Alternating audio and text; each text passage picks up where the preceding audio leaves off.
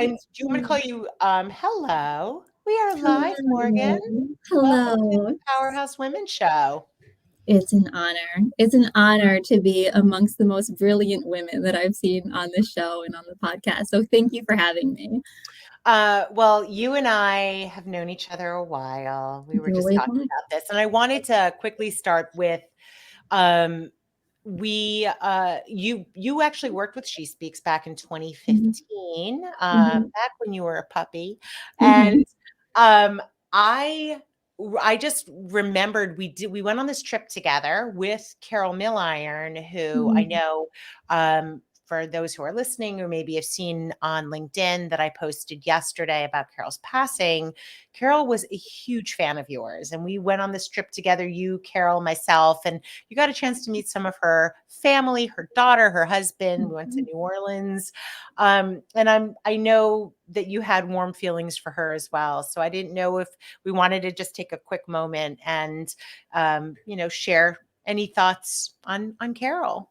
I would love that. Yeah, and I'll try not to get emotional because Carol is just one of those people that is truly a bright light, right? Like anyone that you meets her just wants to embrace her. Not only because she's got that southern sentiment and swag, but she was just everything. She was brains, beauty, intellect. She really had it all. Hmm. And honestly, my time at She Speak was so impactful to Mm, me, honestly, personally and professionally, being able to see you and Carol, the way you managed the business, and obviously that being a huge priority and running this big machine, and mm, putting everything behind that, but then also prioritizing your family.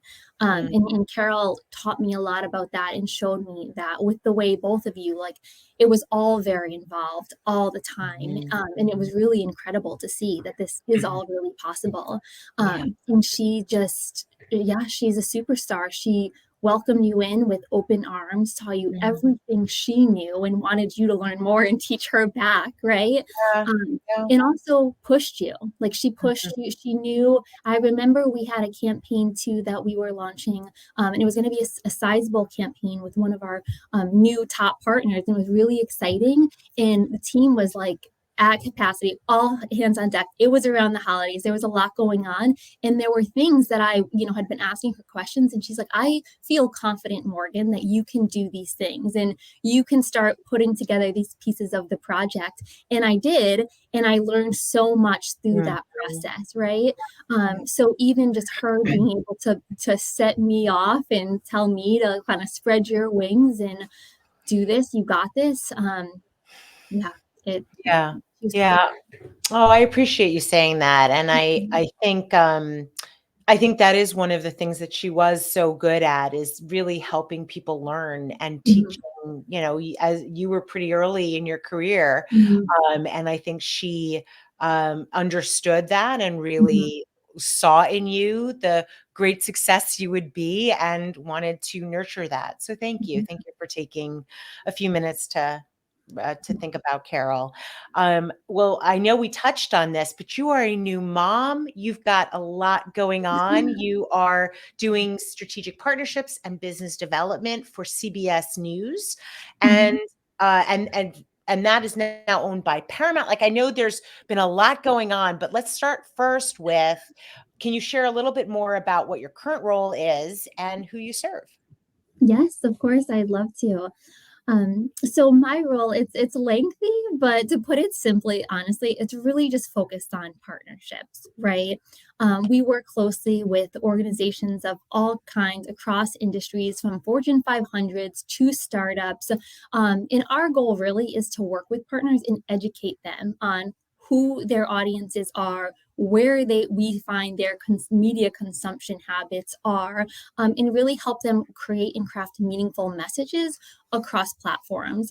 So my team and I are really focused on multi-platform campaigns across linear, digital, streaming, and also non-traditional. And by that, I mean we've seen a lot of success in branded content and a lot of partners leaning into branded content, which again, I know that She Speaks has been hugely successful with too.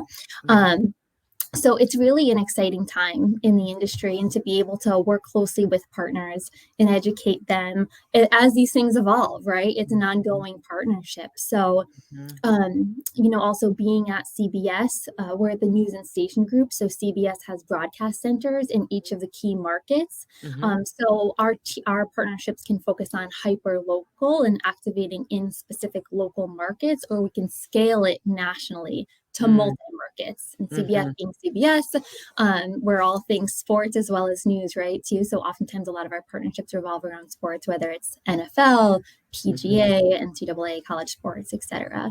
Yeah. Um, so So the branded content, I mean, you have been involved with branded content for a while. You were at Nickelodeon. There, I remember you did branded content at Nickelodeon. mhm, You were at BuzzFeed. Then you went to Viacom, which merged with well, you went to Awesomeness, which mhm. merged with Viacom, which merged with CBS, and then that merged with Paramount. Did I get that? And now it's renamed, rebranded Paramount. So the whole entity now is Paramount, The and it's whole big. entity A lot is there. Paramount, and it's big. Yeah. So there's a lot going on there. Let's start with why the media industry. So you've been in the media industry. Why media? Yeah. And some might say that it's because I have a high pain tolerance. As you said, there's a lot of change, there's a lot of innovation and evolution. And also, as I had said too, my time at SheSpeaks was integral too to my Mhm, experience in the media industry, and also really understanding the power of influencer and influencer marketing, right? In mhm, this next mhm, iteration of media and entertainment, because they really are their own entertainment properties and entities, and they are establishing themselves as so. So mhm, really interesting time. But I really feel fortunate to have the experience that I have had. And I just think that there are human truths in this world that bind people together, right? And what I find is that it's going to be weather, great content, and events.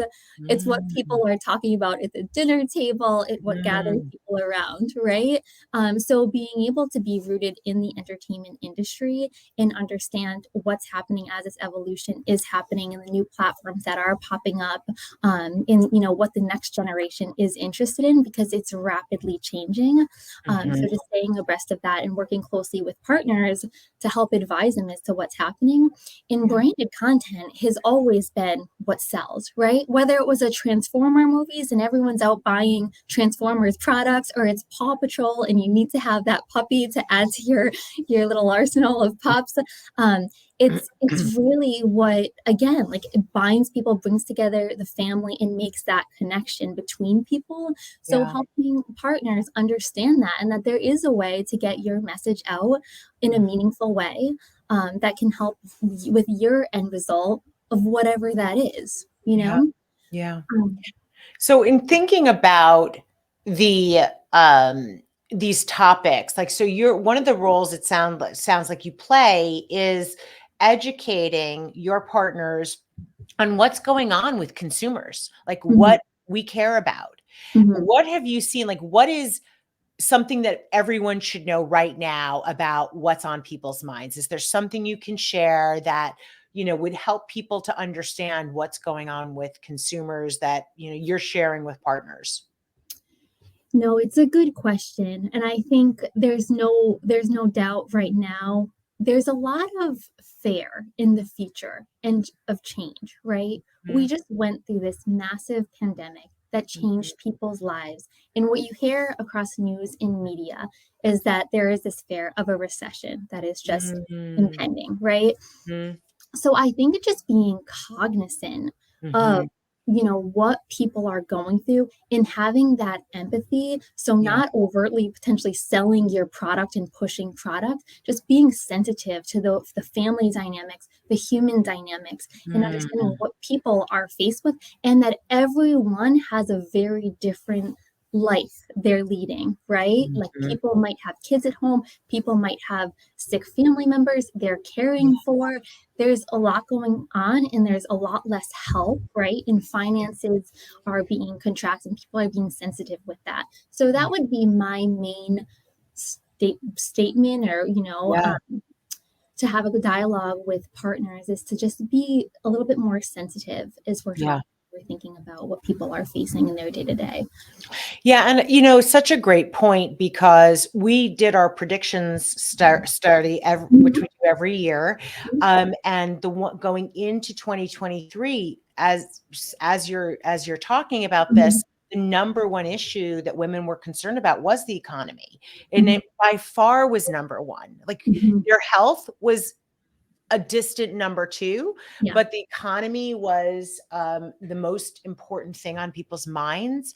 And when you talk about the fear, it's interesting because the other thing that we've been seeing is uncertainty. This Mhm, feeling, like we ask women, like your top emotions, right? mhm, Uncertainty keeps coming to the mhm, top of that list, right? mhm, Because mhm, we've dealt with the pandemic. Now there's mhm, a recession. There's mhm, just so many things that are destabilizing almost mhm, for people, and that is, I think you're right. I think it's so important that companies remember that when mhm, they're thinking about how they want to talk to consumers, because mhm. this is what is weighing on them, right? On a This lot is of what's on people. their minds. Mhm, mhm. Yeah.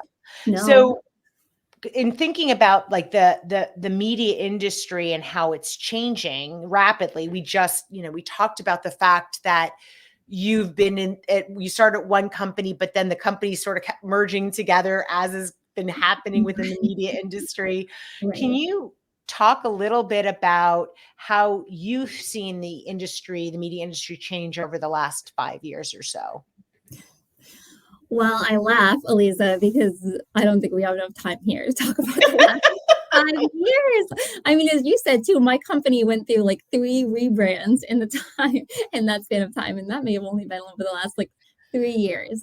Um, so and again, that's consistent across every company, Warner Brothers Discovery, all of these mergers and acquisitions, as you had said, are happening, and companies are really just trying to find and develop themselves to be the powerhouse to be able to reach consumers and maximize content. Streaming alone, I mean, that evolution in the last 5 years has really been such a wild ride. Even if, and again, as we said, like everyone has their own personal way of doing everything, and that even comes to consuming content. Everyone has their own preferred streaming platforms. Yep. And on our side, we've seen even our company go from licensing content to maximize revenue to now keeping that content in Mhm. house, to be able to really build up our Right. service. And so Yes. that's why oftentimes you'll go to other providers where you'll be like, I thought that show was on this service, or I thought for sure I could find this. I was just thinking that. I was I just thinking that same thing. Like, oh, wait a second. I thought I could watch that on that streaming I provider, but no longer can I. I know. No, it's true. You're not alone. So now streaming companies are almost becoming like their own like cable back in the day where people are really picking and choosing like what services, and they're able to kind of pick and choose what services they want, to to super serve their interest. And Paramount's been it's really interesting to work here because not only do we have the Nickelodeon Kids and Family group. You have the entertainment portfolio with MTV, VH1, Comedy Central, and then you have the news, and sports Mhm. portfolio with CBS. So I would say being within this group and being able to understand and educate myself on like the different divisions and the audiences and the way consumers are, watching content to tap into passion points. It's been really interesting, and I think that they have a good strategy right now from my understanding of the company, but it really is just trying to maximize revenue also, right? Like you see the news and you see how a lot of these streaming companies are losing billions of dollars, and it's wild to see where it's like, how are they not building like a sustainable Yeah. profit model? So I Mhm. think we're doing it in a way that is smart and is strategic, but Yeah. it takes time, and Yeah. companies have been forced to rapidly change while still Mhm. really trying to understand what's happening. Like, what is the smart way to go about doing what they're currently doing in a new way? Yeah. I mean, it's so interesting that you raised that point about how in some ways we're kind of heading back in the direction of things that existed earlier, Right. where you had each of the uh networks really having their own stations basically, Mhm. right? And it's almost like with streaming, they're kind of like it's all it's like what they say, that nothing is new in business. I Right? know. No, it's so Happened true, before. right? Like, it always comes full circle. Yeah. And honestly, like, as you were talking about before, it's like the consumer really has full control right now, Mhm. whether it's their streaming preferences or how they're shopping at the grocery store, because they don't even have to go to the grocery store right now. They got Instacart, they Right. have DoorDash, right? So again, like, working with partners and trying to educate them too on this is what we see your audience being. This is some of the lookalike modeling that we do to understand Mhm. their content consumption habits, and then also how they might be behaving Yeah. while Yeah. they're shopping and purchasing products as well. I mean, and it's so much insight there. So in thinking about the mergers that we were just talking about, the Mhm, rebranding of these different entities that mhm. you've been involved with, started, in this at awesomeness, and then they Yes. got acquired by Viacom, and like it kind of all sort of, you haven't technically left the company, right? It's the same company, Yeah. but there were lots of things that happened in there. It Yes. does take a lot of um, skill to successfully manage through all of that. And I know maybe some people who are watching this have experienced, companies going through mergers and acquisitions in the Mhm, past, right? So mhm. what is important, do you think, for people to keep in mind about how, like, what they need to do to successfully navigate these major changes that happen within organizations? Yeah, I guess first and foremost, I will say find excitement in the change because it's so easy Mhm. for it to be scary, right? And Mm, the hardest part about these mergers and acquisitions that I've dealt with is having some of the smartest people I know and the most loved people I know have to leave the organization during these times of change. And that's just the reality. And again, as we're mhm, talking about what people are actually thinking about in the day to day, and that's certainly top of mind, is that a lot of companies right now, it's all out there in the industry, are going through layoffs, right? mhm, So one, if you're lucky to stay within the organization, don't be scared, find comfort in the change and find people around you that you can lean on and to be your mentor and to educate you. And to be honest, mhm, you'll probably be tasked with doing more with less, right? mhm, So having your support system within your organization and really leaning in, and when you need help, don't be afraid to reach out for help or ask questions. mhm, And then unfortunately, if you are affected by some of those layoffs, don't be scared again. As much as it's a difficult time, there's also never been more opportunity of things you can go and do mhm, and explore.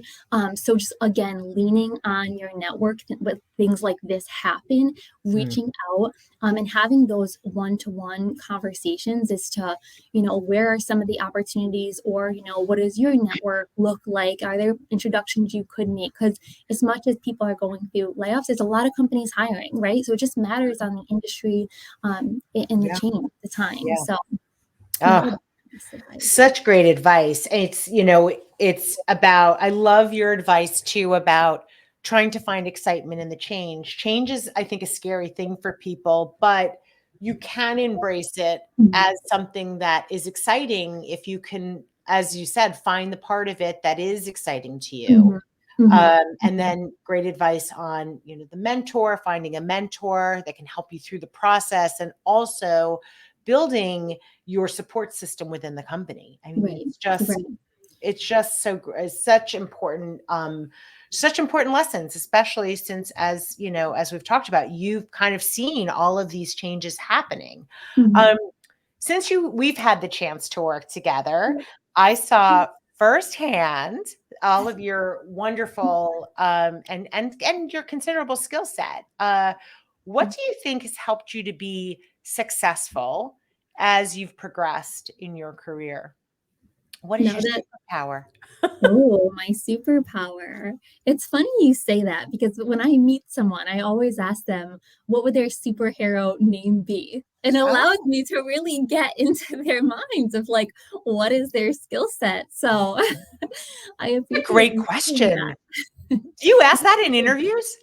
I will. Yeah, Yeah. Oh, wow. I love that. Such a good question. it is. So the Yeah, no, question you it's ask, fun. you Super say, fun. if you were a You're a superhero, superhero. what would your superhero name be or what? Name be Yeah. name, and it should relate to the skill that you have or what God, you think your I love it. superhero I'm skill. curious about what the funniest thing you've heard or the most original thing you've heard, but I know, and I saved it in my phone. Someone called themselves Inter D because they said they would be this interdimensional superhero that would understand people at different levels. And I'm like, oh, that's interesting. That's got its own psychology to it right there.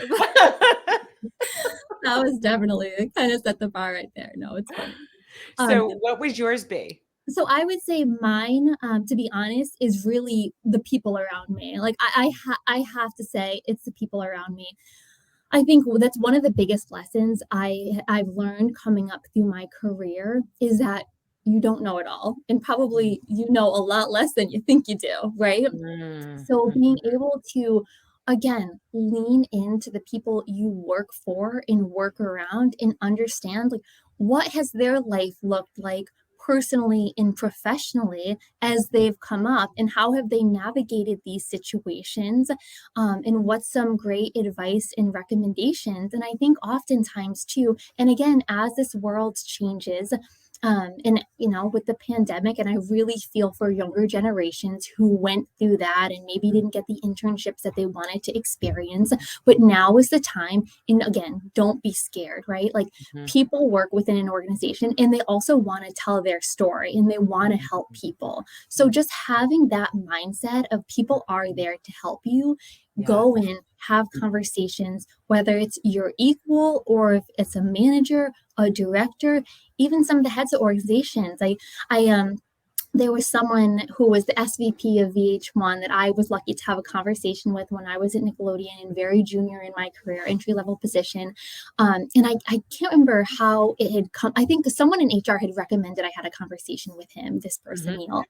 And so I went into his office and he had said what he had an intern that would come to his office every day, would leave papers on his desk. If he needed a coffee, again, this is going back like 20 years now, would put it on his desk, but never shared any conversation or communication with this SVP at the time.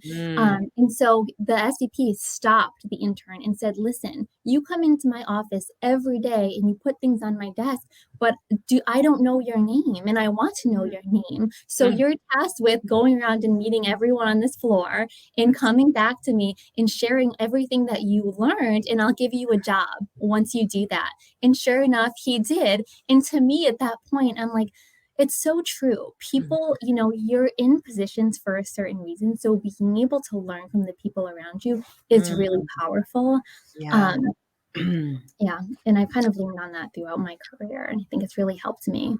I have to tell you, just based on, what I know having worked with you, I completely understand what you're saying about your superpower because I do think that it's, in other words, like the way I think about it, it's a curiosity that you have. Mhm, You're curious about people. You mhm, genuinely want to know, how do you do what you do? mhm, What's going on with you? What mhm, makes it is so interesting to hear you talk about, really kind of being giving yourself the opportunity to do that, getting to know the people around you and really showing because I think it is so genuine for you. I think it mhm, is it comes naturally to you. mhm, And I mhm, think for other people, sometimes maybe there's a fear like, mhm. of this story you just told about the intern coming in, maybe the intern was, like, fearful of And I being able to say understand. something Yeah, and it's not scary. wanting You get the sweaty palms. It happens to everyone. And also just knowing that, like a lot of times it doesn't come naturally, people, and you really have to just push yourself out of your comfort Yeah. zone and put Yeah, yourself in comfortable positions. I Um, love that. I well, mhm, you know what another thing I would say that I've definitely observed about you too is empathy. I think you have an enormous amount of empathy, and that really allows you to kind of deal with so many different types of people, whether they're more senior, more junior, like all like peers. Like I think that is the combination, your curiosity, your empathy, it's such a powerful combination. So kudos. Thank you. I appreciate that. But again, like just learning from the people around me, the way you treated your team, manage Mm, your family life as well as the professional life, you learn from that. And I get, and again, I think it's just important to really be a sponge. And as you see people that you respect and admire doing mm, things a certain way, just mm. learning from that, right? Yeah. And taking some of those best characteristics and just trying to apply it to your life as best you can. Yeah. Yeah. Great advice. All right. Well, Morgan, my last question for you. What do you wish you could tell the young Morgan that was just starting out in her career?